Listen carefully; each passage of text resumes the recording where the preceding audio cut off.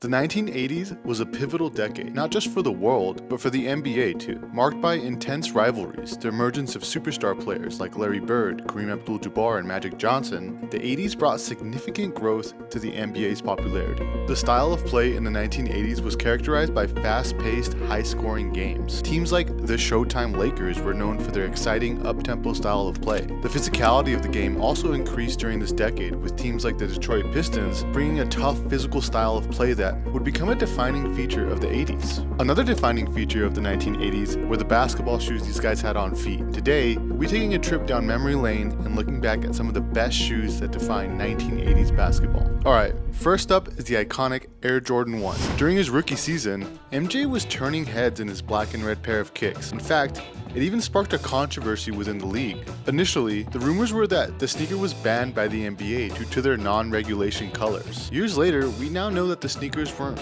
ever actually banned, and the shoes that he actually had on feet were the Nike Airships, which is a beautiful silhouette that Nike has been retroing recently. I've really been enjoying the releases of these Nike Airships. Either way, this controversy only added to their hype, and Nike brilliantly capitalized on it by running this genius ad.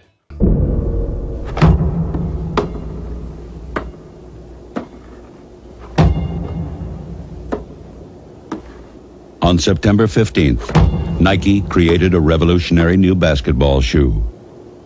On October 18th, the NBA threw them out of the game.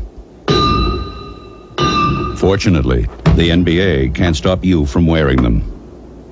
Air Jordans from Nike. This made everybody want a pair. You know the saying, people want what they can't have. The Air Jordan 1 was more than a shoe. It was a statement, a rebellion against the norm, and it set the stage for the sneaker culture we know today. Converse AllStars. The Converse Chuck Taylor AllStars, affectionately known as Chucks, have a rich, enduring history in the realm of basketball. The shoe was introduced way back in 1917 as the All-Star, the brand's attempt to capture the growing basketball shoe market. However, it wasn't until 1922 when a basketball player named Charles Chuck Taylor walked into a Converse sales office complaining of sore feet that the shoe's destiny was truly shaped. Taylor's insights led to several improvements in the shoe's design, and he became the shoe's most passionate advocate, traveling across the United States, conducting basketball clinics and selling shoes. In recognition for his contributions to the company, his signature was added to the ankle patch of the All-Star in 1932, and the shoe became known as the Chuck Taylor All-Stars. Pretty much the first signature basketball shoe to ever exist. I can't think of another signature shoe that existed back then. Anyways, by the 1980s, the Chuck Taylor All-Stars had become an integral part of basketball culture. Despite the emergence of technologically advanced, high-performance shoes, many players, both professional and amateur, favored their Chucks for their comfort, simplicity, and versatility. The design of the Chuck Taylor All-Stars, with its canvas upper, rubber sole, and distinctive ankle patch, has remained largely unchanged since its inception. This timeless design has allowed the shoe to transcend trends and remain relevant even as basketball footwear has obviously evolved dramatically. The Chuck Taylor All-Stars hold a unique place in basketball history. For me, they symbolize a simpler era before the lucrative shoe deals that we see today and the crazy high-tech performance basketball shoes on the court.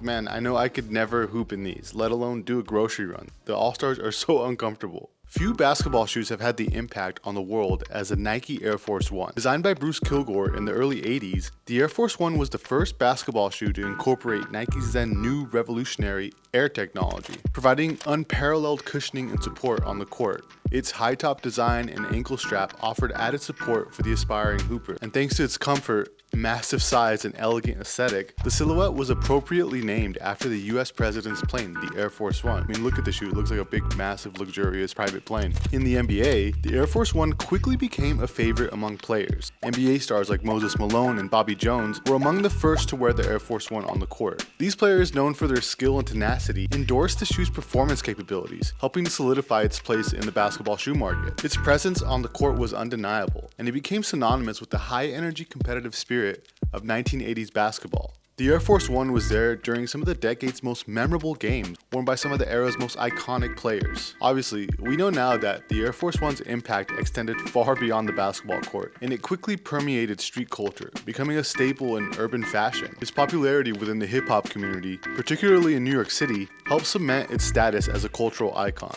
One of the most important moments in the Air Force One's history came in the mid-1980s when Nike was ready to shelve the model for the next hot shoe, as was customary for athletic shoe companies to do at that time. But 3 Baltimore area retailers at the time, Charlie Rudo's Sports, Cinderella Shoes, and Downtown Locker Room, urged Nike to reconsider. The 3 retailers, later to be dubbed the 3 Amigos, started what they called the Color of the Month Club, and the kids in Baltimore were becoming fanatical about the Air Force One and wanted more. The Color of the Month Club not only saved the Air Force One from becoming extinct, but it turned the city into a monthly destination for sneakerheads. The Adidas Top 10, first released between 1978 and 1979, marks a significant milestone in the history of basketball footwear. The concept behind the Adidas Top 10 is actually really interesting. Unlike its predecessors, which were designed with specific roles and players in mind, the Top 10 aimed to be a versatile shoe that could accommodate any player in any position on the basketball court 1 through 5. Adidas recruited NBA superstar Rick Barry to assist in the design of this shoe. His input was invaluable in creating a shoe that could cater to the needs of different playing styles, including powerful dunkers and shifty point guards.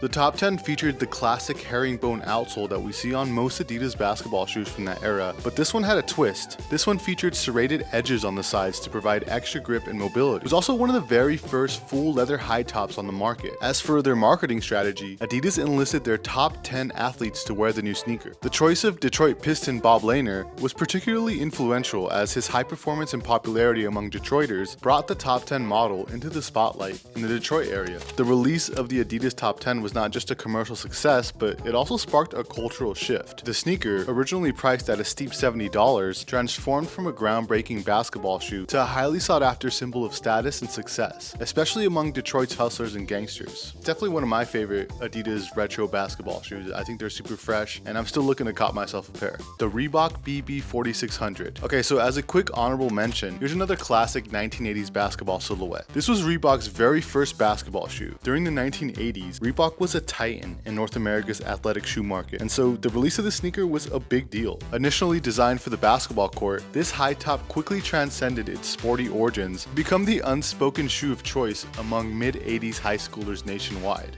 Reebok's whole BB line, BB standing for basketball, was a force to be reckoned with throughout the 80s, and that's why I had to put him on this list real quick. New Balance and James Worthy. Okay, I know what you're thinking. New Balance on a list for basketball shoes that define the 1980s? Bro, did you forget about a guy named James Worthy? As mentioned earlier, in the mid-1980s, the NBA was a spectacle of physicality and showmanship, with players like Larry Bird, Charles Barkley, Kareem Abdul-Jabbar, and Magic Johnson dominating the court. Among these Hall of Famers, James Worthy emerged as a force to be reckoned with. Wearing the gold and purple jersey of the Los Angeles Lakers, James Worthy, alongside Kareem and Magic, carved a unique groove in the history of basketball, earning him the nickname of Big Game James. And in the 1980s, when it came time for New Balance to sign their very first basketball player, they set their eyes on James Worthy. And what came of that partnership was some of the best looking basketball shoes from that era. After playing the entire 1986 and 87 season, switching between the P491s and the P785s, New Balance blessed James Worthy with his very own signature shoe, the P740. And the shoes were released just in time for Worthy to win a championship in them. The P740 was jointly promoted with the P785, a model that shared the same upper structure but differentiated itself with the logo positioning on the top of the ankle, but it's basically the same shoe. The following season saw the release of perhaps James Worthy and New Balance's greatest hit, the New Balance P790. Not only did the Lakers win the chip that year, our guy James Worthy won Finals MVP, which makes the 790s that much more significant in the history of New Balance's basketball line. Some other fire sneakers came out from that partnership as well, like the P800s and the moon boot looking P900s, but the 790s are what comes to mind when I think of New Balance and 1980s basketball. The Converse Weapon. Alright, before Nike had the game in a chokehold with the Air Jordan line, there was this shoe, arguably the most 80s basketball shoe of all time, the Converse Weapon. The Weapon was worn by Magic Johnson and Larry Bird, two of the biggest stars of the NBA during this era. For me, this silhouette is sort of a symbol between the fierce rivalry between Magic and Bird, the Celtics and the Lakers. The Converse Weapon wasn't merely a shoe, it was an audacious statement piece, a chunky high-top leather silhouette that spoke volumes about Converse's innovative approach to creating basketball shoes. This newest offering, in a proud lineage lineage that started with Chuck Taylor and was advanced by Dr. J's Pro Leather boasted a fully leather upper and had tons of padding around the heel and ankle, all the while resting on a very unassuming midsole. As I mentioned earlier, the two biggest stars in the league, both Converse athletes, Larry Bird and Magic Jonson, duked it out in front of millions of fans, and Converse found the perfect opportunity to launch a marketing campaign capitalizing on their rivalry. Under the clever tagline, "Choose Your Weapon," Magic Jonson and Larry Bird grace advertisements, each sporting sneakers in colors reflecting their own teams. Their rivalry, which traced back to the 1979 NCAA championships where Magic's Michigan State triumphed over Bird's Indiana State, seemed to propel the Weapon to soaring heights of popularity. Converse's marketing efforts worked, and the ad started to feature other players on Converse's roster, including Isaiah Thomas, Kevin McHale, Mark Aguirre, and Bernard King. However, this successful run was not to last. Nike's radical strategy of focusing its marketing firepower on a single star, which of course was Michael Jordan, led to a game-changing shift in the way athletes were promoted with their shoe brands. When the Air Jordan line achieved meteoric success, the Weapon and the superstars it adorned began to fade into obscurity. Today, only the most passionate sneaker enthusiast and basketball fan recognize the Converse Weapon as one of the hottest sneakers of the 1980s in the NBA, and that's why we put it on this list. Also, most of you think you're subscribed, but you're not actually subscribed, so if you haven't subscribed yet, I'd really appreciate it if you subscribed. It would really help us out. The Nike Dunk. Your beloved Panda Dunk's origin stories are actually deeper than you realize. In fact, Dunks were originally introduced in 1985 as a basketball shoe. Its design was a fusion of elements from 4 earlier Nike models: the Nike Air Force 1, the Terminator, and the Nike Legend. Despite its innovative design and the rise in popularity of basketball in the 1980s, the Dunk didn't really see much use in the NBA. That's because the silhouette was intended for college basketball players. Why? Because of the versatility of the model when it came to colorways. When the shoe released, Nike launched the Be True to Your School campaign, a marketing strategy that targeted Division I college basketball teams and their fans. The campaign featured 7 Dunk High colorways, each representing a top basketball program in the country. The schools included were the University of Michigan, Kentucky, University of Iowa, Georgetown, Syracuse, St. John's, and UNLV.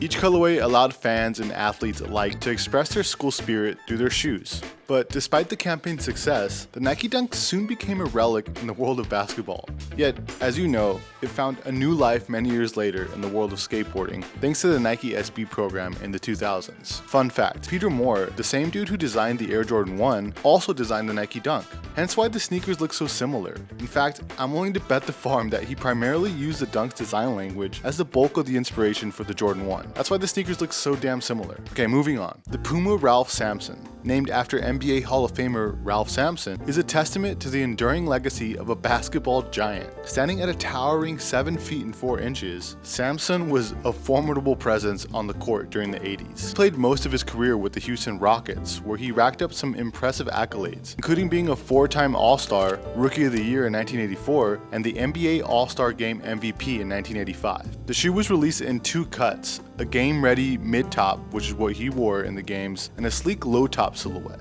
The sneaker featured a full leather upper and Puma's classic white, gray, violet, and peacoat blue colorway. Despite Sampson's impressive career and the shoe's innovative design, it really didn't see widespread use in the NBA during the 80s. This was likely due to the dominance of other brands and models during this era, like the Nike Air Force 1 and the Converse Weapon. It's still dope to be able to include a Puma silhouette on this list though. And being 7'4", Ralph Sampson obviously left a legacy behind, and that includes his sneaker. I mean, he was the first pick of the NBA draft in 1983. Sampson was one of the biggest names in basketball. His starting contract was one of the highest in the game's history, even surpassing Michael Jordan's 1984 contract with the Chicago Bulls. The Air Jordan 3. Okay, so maybe not all NBA players on the court were rocking the Air Jordan 3 during the late 80s, but the GOAT, Michael Jordan, certainly was. I mean, it was his shoe. This sneaker encapsulates that 80s design language that is closely associated with Jordan Brand today, but that almost didn't happen. You see, in the late 1980s, Nike's partnership with Michael Jordan was on the brink of collapse. MJ had grown frustrated with the design direction of Air Jordan line and was considering not renewing his contract with Nike. So what was Nike gonna do? Nike assigned Tinker Hatfield, a young promising designer at the time, to work on the Air Jordan 3. Tinker, who would later become one of the most influential sneaker designers in history, was tasked with the challenge of creating a shoe that not only met Jordan's performance needs, but also appealed to his sense of style. And the stakes were super high. The future of the Air Jordan line hinged on the success of his new design. The Air Jordan 3 debuted the iconic Jordan Jumpman logo and was also the first pair of J's to feature a visible air unit. Meanwhile, the elephant print on the shoe brought a whole new sense of style that made the sneaker more luxurious, something Michael Jordan was a big fan of. This shoe literally saved Jordan brand and is one of the most important silhouettes in sneaker history. Alright guys, I hope you enjoyed looking back at some of the greatest basketball shoes from the 80s. See you guys in the next video. Bye bye.